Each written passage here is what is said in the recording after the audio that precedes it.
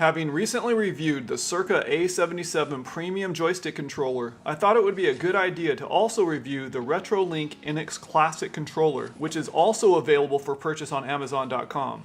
How does it compare to the Cirka A77, and which one should you spend your hard-earned money on? More on that later. The RetroLink Innex Classic controller is essentially a modern Atari CX40 replacement, a 4-directional stick with a button. The controller comes with a 6-foot-long USB cable hookup. Just holding the joystick in my hands, it feels pretty solid. Moving the joystick around, I noticed it produces quite audible clicks when pushed in any direction, or even when the button is pressed. In my testing, I was able to confirm it works in emulation via emulators such as Stella for the Atari and Vice for the Commodore 64. With the Stella emulator, I had to go into the menus and remap the directions and button in order for it to work properly. The Vice emulator required no settings changes in order for it to work. I thought this would be a good time to also confirm the RetroLink controller also works with Raspberry Pi, or in theory any devices that have a USB port, such as this one, the C64 Mini. I decided to give it a spin on the C64 Mini, and it worked great on the few games I tried, although you still need the stock controller nearby to pull off the more advanced functions of the unit. Comparing the RetroLink controller to the Cirka A77, I noticed the two devices have exactly the same dimensions. They could possibly share the same Chinese manufacturer, but I'm not sure about that. The button on the Cirka A77 is red, while it is black on the RetroLink controller. Comparing them audibly, pressing the controller in all directions, including button pressing, the Cirka A77 is much more quiet. Now, I have broken in the Cirka A77 during the last couple of weeks, playing a lot of Space Cactus Canyon and Super Cobra Arcade for the Atari 2600, and have not had any issues. You be the judge, listen to them both here.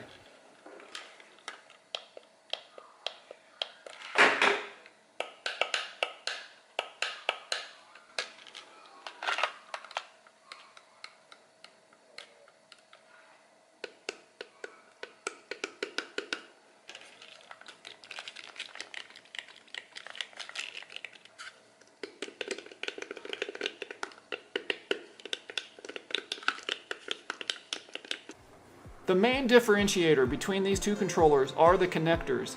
The Cirka A77 has a DB9 serial connection, meaning it can plug directly into the old consoles, while the RetroLink Classic controller must be used on more modern devices that support a USB interface.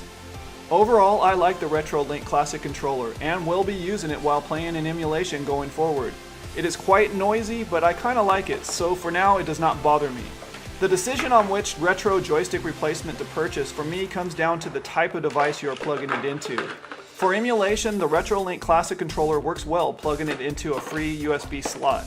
The Cirka A77 is geared more for playing directly on the original Atari console or Commodore computer system. It is available over on Amazon.com for about $15, which is really not a bad price. There are many reports on Amazon stating this joystick is poorly made and will break under normal playing conditions. Nearly 50% of the reviews are 1 star, which is pretty bad. So far, I have not experienced these issues, but I will report back should the device fail on me in the near future.